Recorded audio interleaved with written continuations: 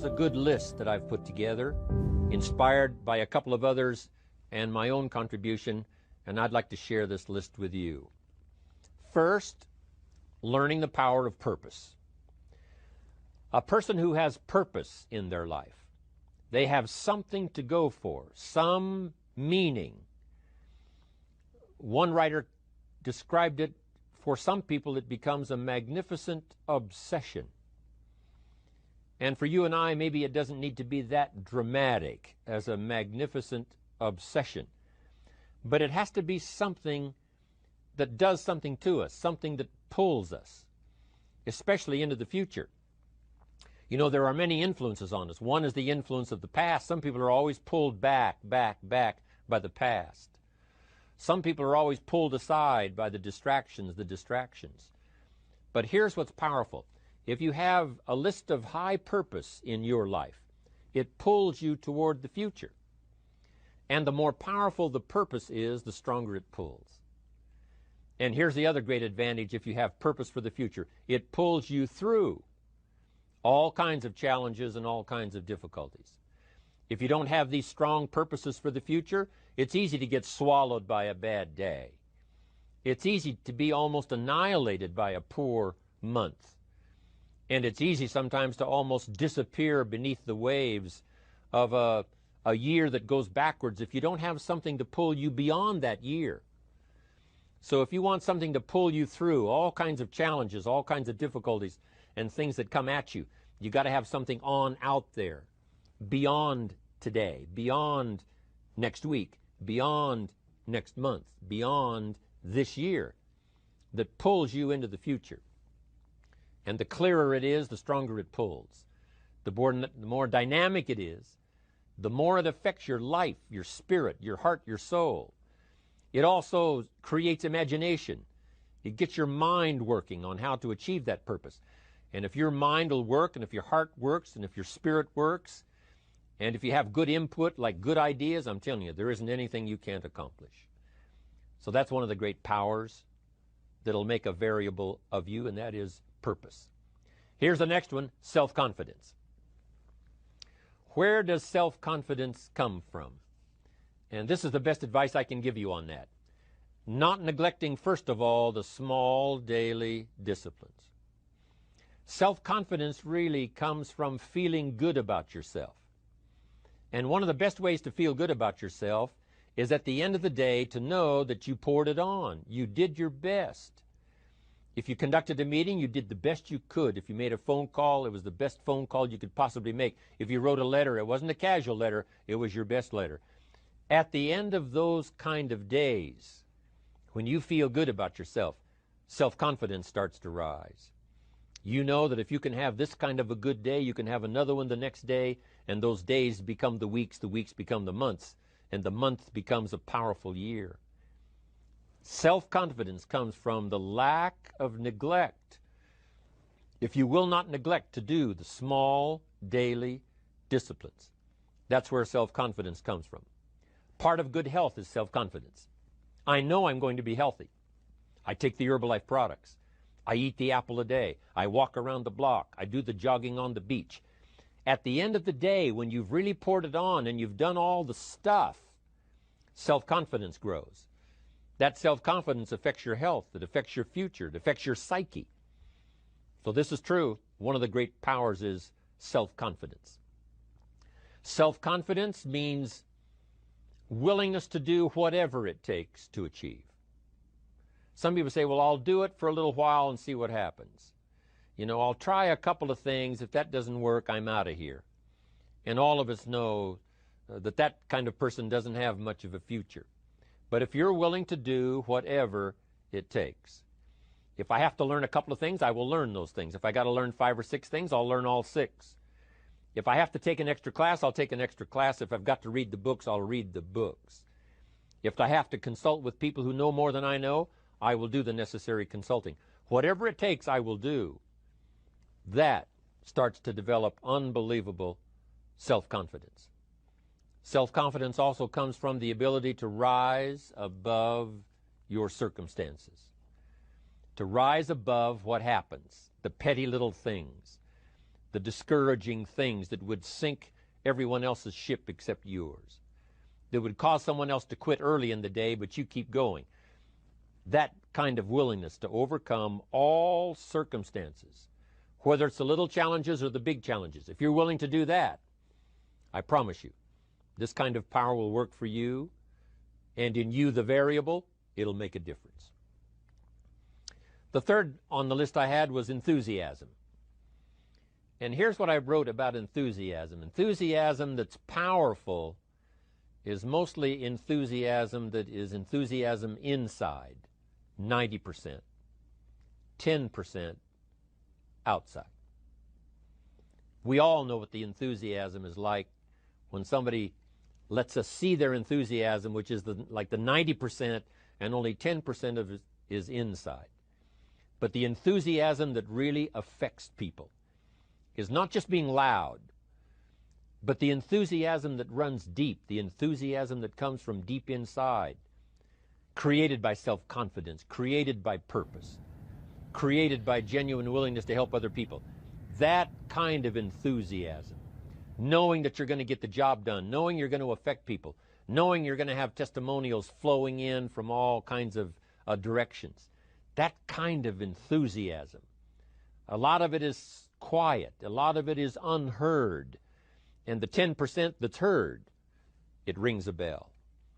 People call it genuine enthusiasm because they know that what you say in the outward display of your enthusiasm is only a small tip of the iceberg of the enthusiasm you feel inside that really motivates you to do the best job you can. Next on my list, to help you become the powerful variable, is expertise. Wanting to excel in all of the skills and settling for nothing less than an outstanding performance. If you're willing to be the best in your field, if you're willing to demand of yourself excellence in skills, to be the best that you can possibly be, in the training, do the best you possibly can. In doing a workshop, do the best you possibly can.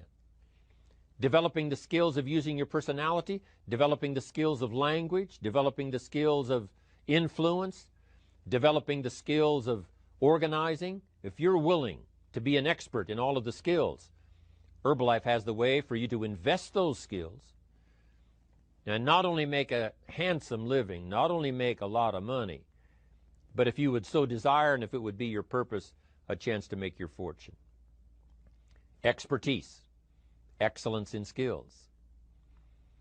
Here was the next one on my list, making a powerful contribution to you, the variable, and that is preparation. Well prepared. And preparation, of course, involves a whole lot of things. A big share of our life is preparing, getting ready. When we go to the first grade in school, we're just preparing for the second grade.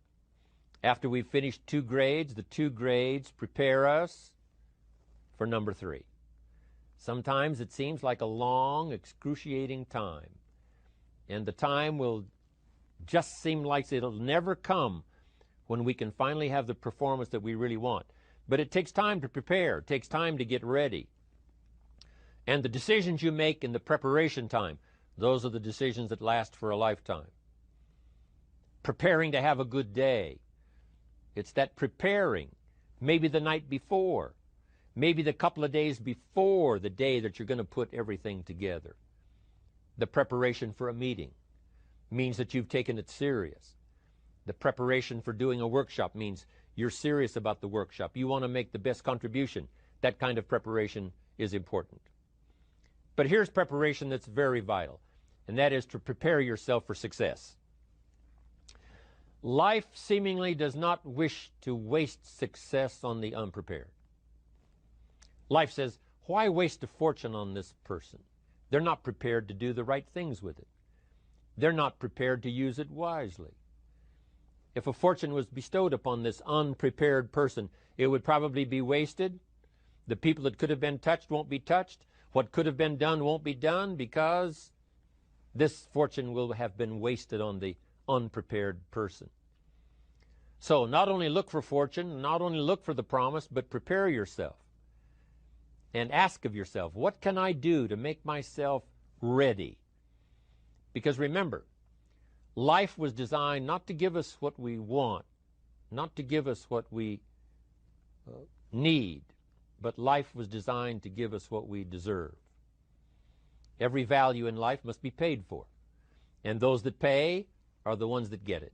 It says those that give receive. Someone says, I wish to receive, I wish to receive. You don't have to concentrate on receiving. Just become a good giver. It says those that search will find. Someone says, well, I need to find some good ideas to help change my life for the future. Then to find good ideas, that doesn't come because you need them. It comes because you search for them. If you want good ideas, you got to go after them. You got to go to the class, you got to go to the workshop, you got to go to the training, go to the book, right? You got to go to the journal, right? Go where good ideas are being taught, go searching, go looking, because good ideas are not going to be wasted on those that are not seeking, searching, well prepared. So, prepare yourself to be ready for fortune when it comes, to be ready for challenge when it comes, to be ready for opportunity when it comes. Opportunity comes along and passes by the person that is not well prepared. I want to prepare myself this year for next year. Yes, I wish to be effective this year, but I'm also thinking of ways, how could I be better? How could my ideas be more powerful? How could they be sharper, more clear? How could I reach some people next year that I perhaps can't reach this year? I haven't reached deep enough into my own soul to affect some people. Some people just pass by and say, hey, what a good speech. But how could I make it stronger than that, deeper than that, more powerful than that? I cannot be as powerful as I could be next year.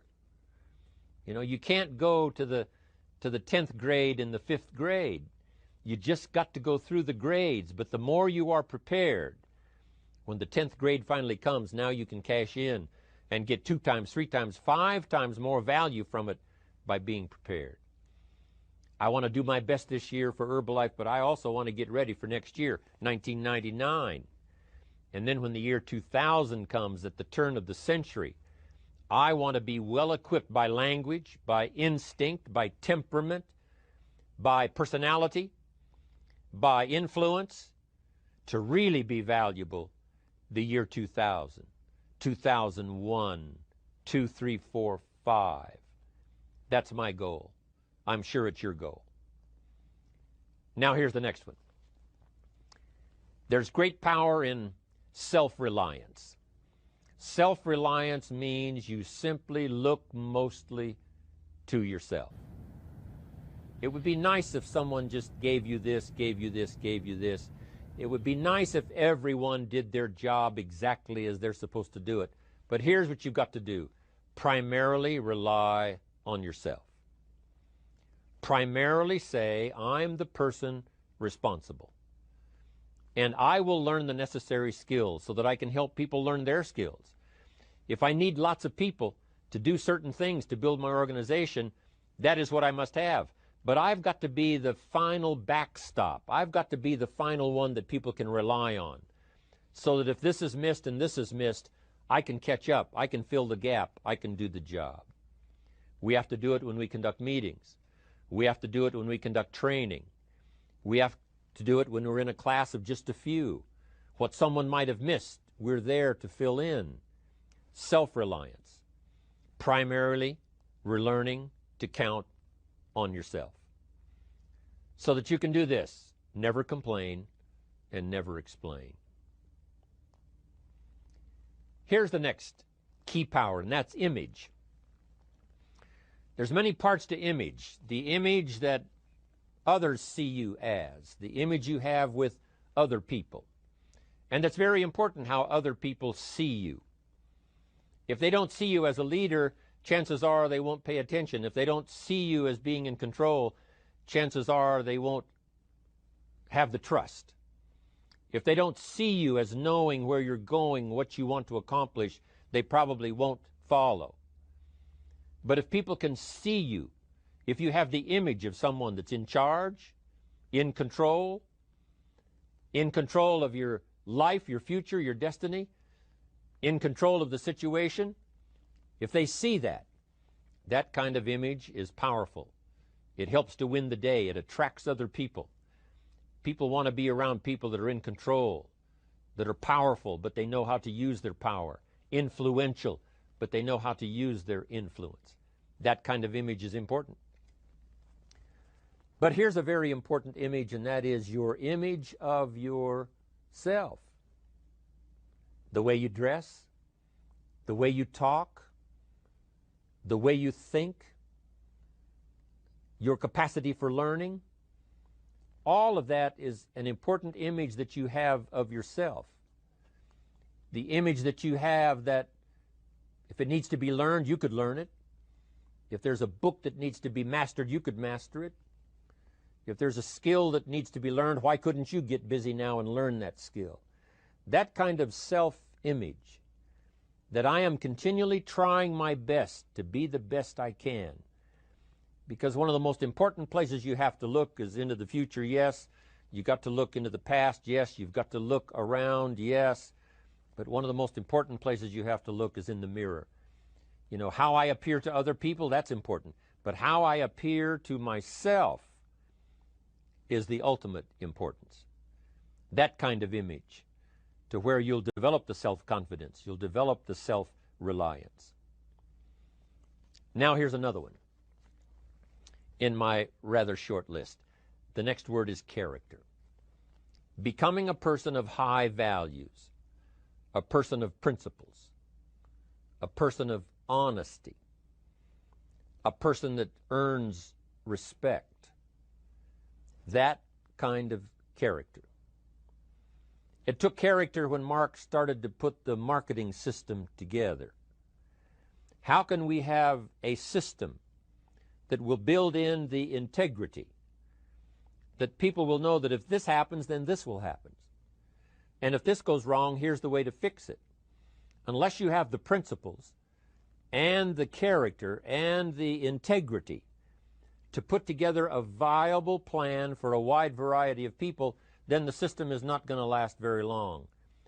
And I've been around long enough, and I'm sure you have been around long enough to see a lot of systems that got started, but they failed. And the reason is because they were not constructed with integrity. They were not constructed with character. They were not constructed with doing the right thing. They might have been constructed to take advantage. You know, cash it out as quickly as possible and leave. Mark was involved when others took advantage of him all those years ago before Herbalife. When someone took advantage and didn't have the character, didn't have the principles, and didn't have the character to stay, the character to see it through, the character to do the right thing. So this is important, to develop the character within yourself, that people see you as honest, as fair, willing to do the right thing, willing to be helpful, but always willing to walk the center line, not to pass the line. When we come to an opportunity like Herbalife, especially multi-level network marketing, it is so dynamic, it is so powerful, and it is so possible in fortune making that sometimes people want to speed up the process by cutting the corners, by neglecting to do the right things, you know, to cheat a little here, you know, cross the line just a little bit, because then, you know, it'll grow faster and you can cash in quicker. Not necessary here. Doing Herbalife right will build your fortune longer and stronger than trying to cut the corners and not doing it right. If we'll have the integrity that Mark had when he started it, and keep perpetuating that we will do the right thing by the marketing system, the right thing by a distributor who has a customer and they take care of that customer belongs to that distributor. That kind of integrity in the marketing system, the kind of integrity we have among each other, the kind of character we have to rely on each other, because here's what we cannot do. We cannot do this by ourselves. Mark's got to count on me. I've got to count on Mark. We've got to count on the president's team. The president's team has to count on the chairman's club for advice and counsel. We have to count on the millionaire team, the tabulator team, the world team. We've got to count on the distributor. We've got to count on the distributor giving the right message to the potential customer. We've got to count on the distributor giving wise counsel to the new recruit, teaching them the right way, the Herbalife way, the principled way, the character way. Vitally important. Building and developing your own character. Now here's another one. It's called self-discipline.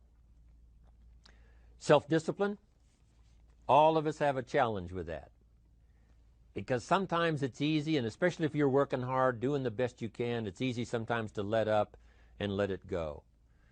But remember, so many people, especially now that we're as big as we are around the world, are counting on what we do. At home office, they have to be careful. They have to be disciplined. It's easy for the person who ships the product from Herbalife says, oh, well, I'll wait until tomorrow to ship it. And then they go home and sleep like a baby. But the distributor who's waiting for that product doesn't sleep that night, or doesn't sleep when the product doesn't show on time. But if everybody will have the discipline to say, I will do the best job I can. I will make mistakes, of course, because we're all human, but I'll try to remedy those mistakes and do the best job I can. That kind of self-discipline that understands how important your part is in all of the functions that work. Coming to work on the set here, HBN, there's so many people that play a part. And each one of the parts that are played is necessary to put on the broadcast, make it viable, make it real, make it powerful. Any couple of them missing, and it would be a disaster. But all of it put together, and it works like a charm. Each person developing the self-discipline to do their part, do their job. Here's one more, and that is the power of extraordinary performance and demanding of yourself excellent results. This is so important. If you want to live extraordinary, you must do extraordinary. If you want an extraordinary income, you must do extraordinary things. If you want an extraordinary fortune, you must go with the demands of what it takes to have that fortune. Mark has made such a fortune, it's almost beyond comprehension what the numbers really are. But guess what he has the satisfaction of knowing? He earned it all. If he'd have been lax in the performance, Herbalife would not be here these 18 years later. Herbalife would have been a footnote in multi-level history. But because he performed year after year, the 3rd year and the 5th year, and the 7th year and the 10th year, and the 12th year and the 15th year, and now performing well in the 18th year, I'm telling you, that's what makes it such a viable fortune for Mark personally, of course, because he did the job. If we would ask of ourselves that kind of performance, and you've got to ask it of yourself. You know, I can't ask it of you. I would try to inspire you. I would try my best to share with you what it might taste like, what it's like to finally make your fortune. It happened for me. But here's what you must do. You must demand it of yourself. Society does not demand that you not have a heart attack. But if you want to escape having a heart attack, you must demand it of yourself. Society doesn't demand that you take Herbalife and improve your health. You have to demand it of yourself. Society doesn't demand that you jog around the block every morning. But if you want good health, you must demand it of yourself.